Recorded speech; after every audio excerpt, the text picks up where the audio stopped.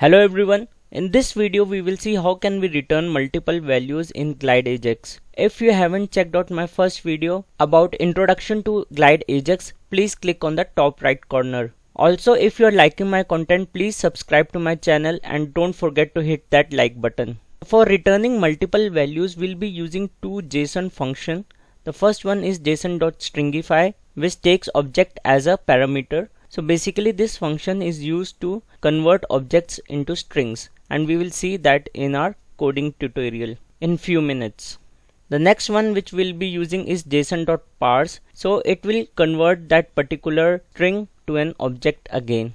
So in the demo we will change the value of mobile number and email on the incident form. So these both are custom fields which I have created on incident table, and I want to populate them as soon as the caller ID changes on the incident form. What will happen on the incident form when the caller ID is updated? The client script or the onChange client script will be fired. If you are not sure about what is onChange client script, please click on the top right corner. After this, client script will call Glide Ajax, which will in turn call a function which will build in script include, and it will retrieve the email ID and mobile number of that particular caller ID, which will be passed through client script. Then script include will send back the details in a string format, and then we will convert that string format into an object from client script to the incident form, and it will change on the incident form, and the end user or we will be able to see the new phone number and the new email ID if present for that particular user. Let's quickly jump to service now. I will go to the script includes and I will create a new script include. I will give the name as si underscore maybe return user details. This is the name of the script include which I will also use in client script. So I have to make this as client callable as well. Do remember to do this particular step, else you won't be able to call this script include from your client script. So now I will write a function return details, and I will say it as a function. Now for pulling the record from the user table, I have to query the user table. So where gr equal to new glide record sys underscore user, and then now I will also capture the sys id which will be coming to me from the client script. So I can say where sys underscore id equals to this dot get parameter, and I will give the parameter which will be passed from the client script. So I will pass the parameter as sys param underscore caller underscore id from my client script. Now I will type gr dot add query, or I can use add encoded query, but actually we have the specific sys id, so I will use gr dot get. This will get me the specific record using the sys id. If you are not aware about this glide record function, please click on the top right corner, and I will pass the sys id here. After that I have to declare an object which we have to pass to the client script. I can say where user obj equals to braces. So this is how we define an object. Now I will have to give the parameters of this object. I can have any name of the parameter as I wish. So I can say user object dot maybe email equals to gr dot and whatever the email id field name is dot email dot toString. So if you notice how I am converting this particular email into string. Secondly, I'll be using again this object to capture the mobile number, and I can say mobile underscore number equals to gr dot mobile underscore phone dot toString. So these two fields, email and mobile phone, are in the user table, and they are out of the box, and they are storing email and mobile phone number of that particular user. Now what I have to do is I have to convert this particular object into a string and return this to the client script. So I will say return json dot stringify, and I will pass the user object here.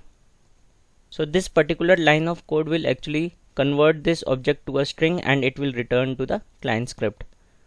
So our script include is ready now, and I will save this and we'll go ahead and create a client script. For that I will type client script. I will open it in a new tab. I will click on new and I can give the name as update caller details. The table would be incident and I will give the type as on change, and I have to give the field name as caller ID, and I will save this client script. Now I have to write a glide ajax statement. I can start with var ga equal to new glide ajax. So this is how we are declaring an object of the glide ajax class, and in the parameters we have to pass the name of our script include. So the name of our script include is si underscore return user details. I will copy it from here and paste it. In the next line I have to pass the function name which we have to call. I will say ga dot add param and sysparam underscore name, and I will give the name of the function. The function name is return details, and I will paste the name here. Next is we have to pass the parameters of the caller. So I will take out the sys id of that particular caller id and pass it through glide ajax, and I can say ga dot add param, and I have to give the exact name of the parameter. So this is the parameter name which my script include will be expecting. Now I will pass the sys id of caller id. So g underscore form dot get value and caller underscore id.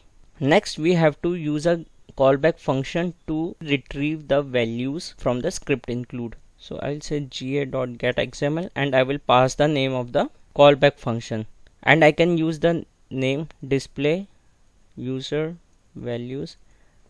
So this will be my callback function which I will declare here. So function, and in the brackets I have to give response. Now I will use answer to get that particular values which are returning from the script include. So var answer equal to response dot response xml document element dot get attribute and answer. So this answer will contain actually what is being returned from the glide ajax. You have to use this statement as it is.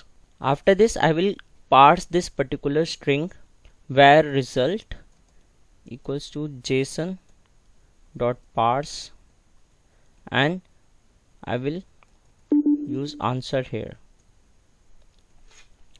After parsing, now we have the object in our result, and we have to retrieve the object parameters and pass it to the incident form.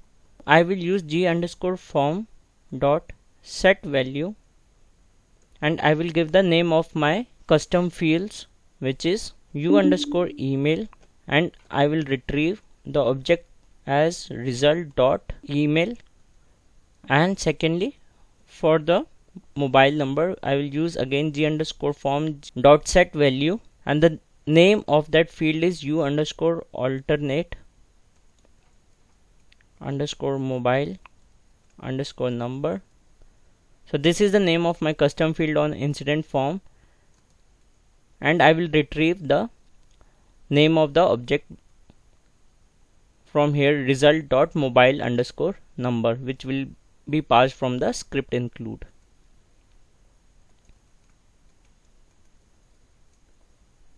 Now our both of the functions are complete, the client script and the script include.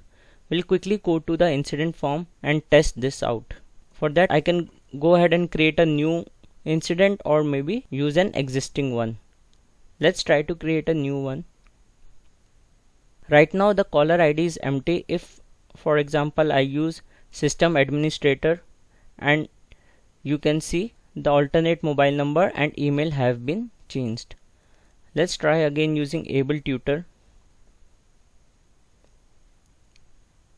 and you are seeing that it immediately changes to new email ID and new alternate mobile number. So this is how you can pass multiple values using GlideAjax and use that on the form. I hope this video was helpful to you. Please subscribe to my channel and let me know in comments if you have any questions.